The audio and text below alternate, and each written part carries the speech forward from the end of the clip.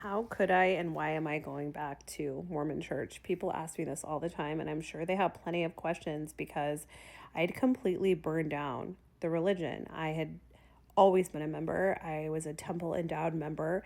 I had 4 kids in the church. I have an entire family, not to mention ancestry, that goes back generations in the church. And I was out for 5 years, 6 years. I had my records removed. Do you know what a process that was to get your records removed? You had to go to the notary and sign it and send it in like a certified envelope and send it to Salt Lake. And I remember the day that I got my notification back that my records were removed, it felt like a celebration day. And I would have never believed that I was going to ever step foot back in church. In fact, a couple of years after I had my records removed, I would say 3 or 4 years after, so not a couple, like 4 years after I had my records removed, my husband and I had to go to a baby blessing, my brother's daughter's baby blessing, and we were so triggered. I remember walking into the sacrament meeting, hyperventilating. We were joking that we should go grab some shots from the liquor store up the street because we were so stressed out about going back to church. And we went in, we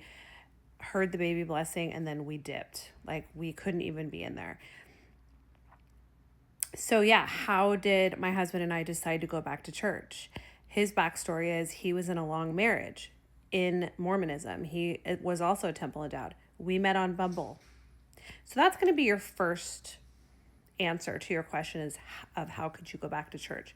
I met my husband on Bumble. And I remember when he gave me his phone number off the app and it was like 801, which is Utah area code. And I remember asking him on our very first phone conversation before we had ever met in person, I said, "What's up with your 801?" And he said, "Well, I lived in Utah for 15 years. And I said, "Well, are you Mormon?" And he said, "Well, yeah, but I mean, it depends." And I said, "No, it doesn't depend. Are you Mormon, yes or no?" Because in my mind, if he was going to tell me yes, he was, then he was going to be out. Because I, at that point, never thought I was going to go back. And I did not want the pressure of being married or dating somebody that was still Mormon because I was worried that they were going to try to always reconvert me. So my very first question out the gate with him was like, "It's a yes or no, buddy. Like, and it better be no if you want to continue with this." And he said that he was inactive. And so we met in person. The date was amazing. I knew he was my person. We got married 9 months later. And still at that point, we had no interest in going back to church. Like, it was just not ever going to happen. We were very spiritual. So we would meditate together. We still do tarots together, still do that. Love that. I love the tarot section at Barnes and Noble. It's like one of my favorite places to be. We would ground, walk to the beach, watch sunsets, journal, talk. We would read spiritual books together. We read all of Neville Goddard's books together with the Soul Tribe fam. So shout out to the Soul Tribe fam here on this app. But we read Joe Dispenza. We were very spiritual. So we were kind of like gathering our own ideas about God and where we come from and like even Jesus together secularly, like outside of churches. My kids would always go to like Christian church and we would go with them because we were trying to be supportive. But he and I would kind of always just look at each other and be like, "This ain't it." Like, we felt good there. The message was uplifting. We love that our kids love to go there. We support them. But like for us, it just wasn't hitting. And then I'll never forget, we went on a trip to Hawaii last summer. Hawaii's kind of like our special place because we got married there and it's a very healing island. So we went on a trip to Hawaii and like leading up to this trip, we had been married for about a year and a half at this point. We had lost a big group of friends that it's a whole nother video and I don't even want to talk about it because whatever, it's over and done with. But it had been like this really kind of tumultuous year for me because I had lost like a big group of friends that I considered like a community at one point. So I was like kind of struggling with that. And I was feeling like a bunch of people from like my old timeline had just completely dropped out of my life. So it was very discombobulating. It was like I had lost a lot of relationships that like kept me grounded and steady. Also, my husband and I started a business and it popped off. And we had so many like amazing experiences where like we felt a certain nudge to like go to this event, talk to this person. And it was like every time we did that, it paid off in dividends and our business grew. So our business grew super fast. And we definitely felt like it was a God thing. So we were kind of starting to pray together. Like, I remember when we first said prayers together, we wouldn't even say, like, "Dear God." We would say, dear love, love, direct me, because we didn't even feel comfortable saying God. We were that traumatized from organized religion, from Mormonism. And so we wouldn't even say God. We would just say love. But we were starting to feel like the more we like prayed to a higher source, the more we were directed in our business. And at this point, we were all in the business. We had invested like tens of thousands of dollars. So it's like if this business failed, we were going to lose a lot of money. So we were like almost more humble to like seeking God and like seeking God's help. And like God delivered. Okay. God delivered. Like our business popped off, and is still to this day, like our business is, we pray as entrepreneurs and we rely on God to direct us. So these things had all happened leading up to the Hawaii trip.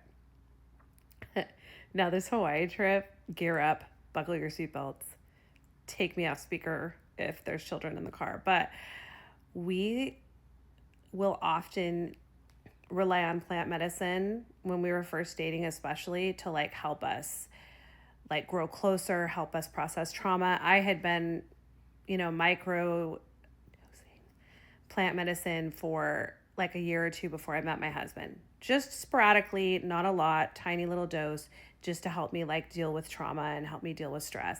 And it really opened up my third eye, and it opened up my husband's third eye. So sometimes when we go on trips, we like to, have a night where we really focus on that, and we come together and we rely on plant medicine to have a bonding night. So we did that.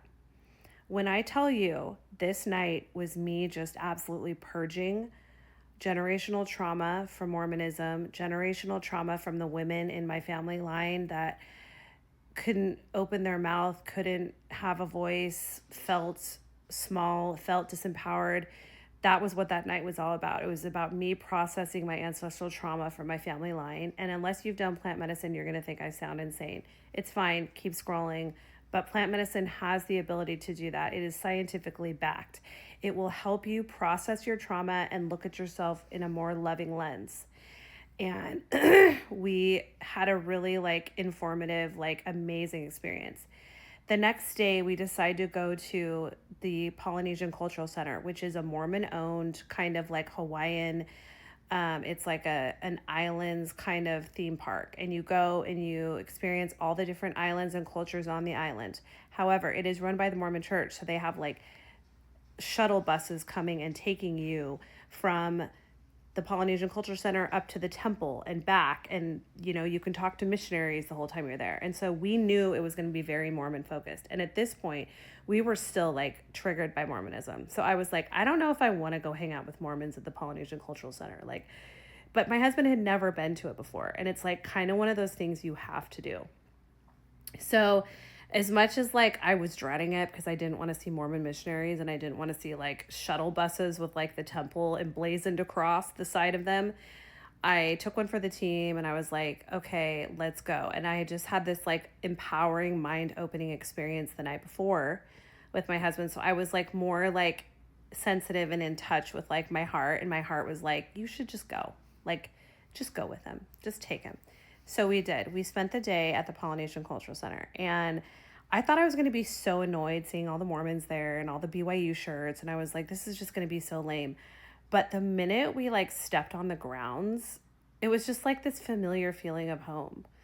I can't explain it. It's like, and you're going to see this as a running theme through my story, but it was like seeing the little cute elderly missionary couples there from like, Ogden, Utah, serving a mission at the Polynesian Cultural Center. It was just like sweet to me.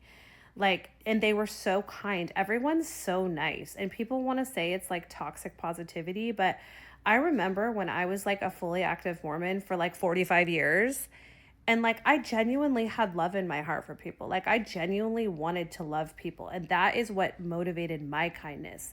Not toxic positivity, not trying to convert somebody, just because I felt love in my heart and I wanted to like give that love to others. And I could see that these people at the Polynesian Cultural Center were like genuinely interested in like extending love to us and just like being loving people. And after being out here in the secular world for 5 years and dealing with like all the loss of those people that I talked about that I was coping with, this was like a much needed thing to see that like there were loving people in the world. Okay, I'm going to do a part two. Here we go.